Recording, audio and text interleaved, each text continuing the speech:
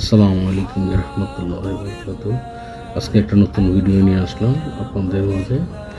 আমরা আজকে যাব হচ্ছে কুবা মসজিদ। হ্যাঁ, এটা যে 110 নম্বরে গেট দিয়ে বের হলেই সামনে গাওয়া মসজিদ। এই ঠিক গাওয়া মসজিদের সামনে থেকে গাড়িগুলো ছাড়ে। রাসূলুল্লাহ সাল্লাল্লাহু আলাইহি ওয়াসাল্লাম যখন হিজরত করে আসে, এই প্রথমে এসে এই যে কুবা মসজিদ, যেখানে এখন এই কুবা গ্রাম ছিল আগে, এই কুবা গ্রামে এসে এখানে প্রায় 14 দিনের মতো অবস্থান করেন। তখন এই মসজিদটা স্থাপন করেন রাসূলুল্লাহ সাল্লাল্লাহু আলাইহি ওয়াসাল্লাম নিজে হাতে তৈরি প্রথম ইসলামের প্রথম মসজিদ।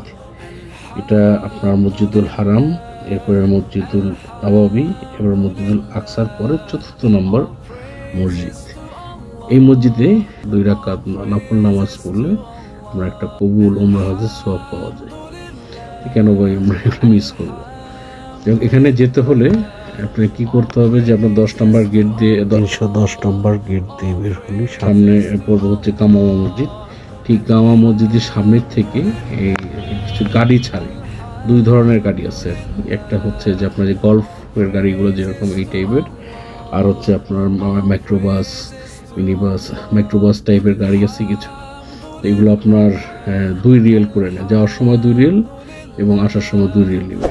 আর এই যে গল্ফের যে গল্ফ টাইপের গাড়িগুলো যেগুলো আছে, এগুলো আবার 10 রিয়েল করে নেয় আর কি। তো আপনার সবচেয়ে ভালো হচ্ছে যে 2 রিয়েল দিয়ে আপনি চলে গেলেন, আবার 2 রিয়েল দিয়ে চলে আসলেন আর কি। কখন যাবেন? সবচেয়ে সুন্দর সময় হচ্ছে ফজর নামাজ পড়বেন, নামাজের পরে রাসূলুল্লাহ সাল্লাল্লাহু আলাইহি ওয়াসাল্লামের রওজা মুবারকে যে সালাম দিবেন, এবং সালাম দেওয়ার পরে বের হয়ে এসেই আপনি জাস্ট এই গাড়িটা ধরবেন। আপনি এর মধ্যে যে মাকরু ওয়াক্তটা পার হয়ে যাবে, আপনার গাওয়া মসজিদে পৌঁছে যাবেন।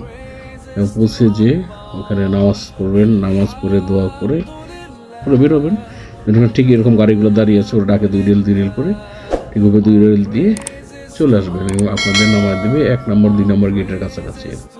আপনারা এখন দেখছেন কুবা মসজিদের ভিতরের অংশ। এখানে অনেক হাজি সাহেব এখানে নামাজ পড়তেছে।